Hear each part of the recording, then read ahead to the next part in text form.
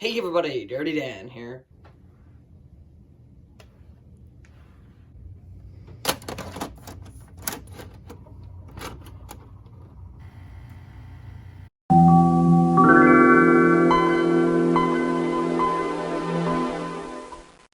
Today we're going to be taking a look at this vintage Athearn CP rail locomotive.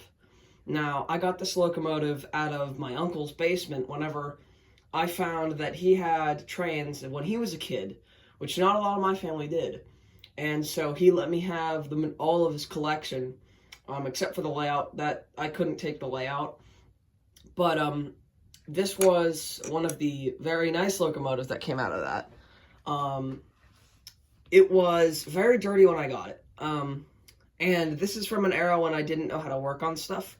So I never even did any work to this. And it sat under a leaking pipe for years. There was a silver streak, a few other things. But anyways, so this might remind you guys of a locomotive in particular from a very famous movie. And my buddy is recreating the locomotive from that movie. So this locomotive will most likely be going to him. But for now, it's going to be here.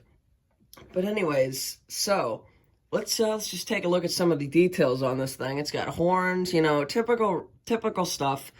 I like all the CP derails. I like the little silver around the windows. That's pretty cool. But it's pretty much, pretty normal details for an F7-A. It's nothing short of nice. It's got a metal underframe, and I will take the shell off for you guys in a little bit, and I'll show you the inner workings. But it's got both lights on the front, no windshield, which I think that would be a good way to make it a little bit nicer. It doesn't have an operating headlight, which is pretty cool.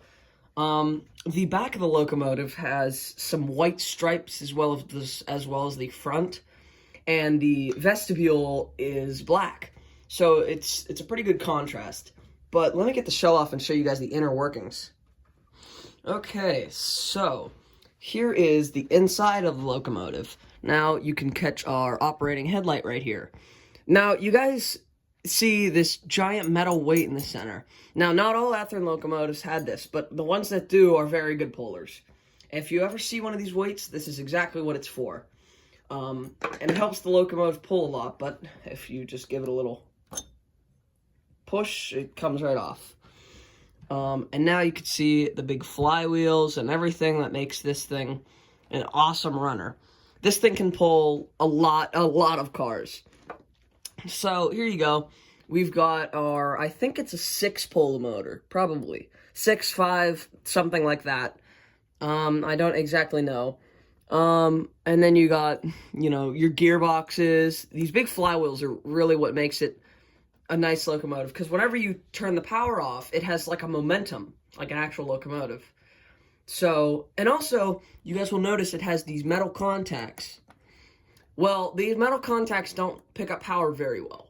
It's a decent design, but it can be improved upon. So, I'm going to show you guys in another video how to modify this so this thing gets perfect power pickup. But this thing is all-wheel pickup. These are just all-around very well-built locomotives. These things are tanks. They run forever. But it's just the issue with these contact plates. They get rusty over time, It's a very common problem. But anyways, so let's put our weight back on.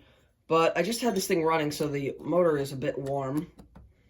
But, yeah. And it's very easy to put the shell back on. Watch, I could probably do it on camera. It's very easy. Just pull out the sides of the shell. You gotta wiggle it around a little bit. And then you'll hear it kind of snap on, which I think, oh, it's already on. Alright, oh, there it goes. Alright, cool. So, anyways, without further ado, let me show you guys this thing in operation.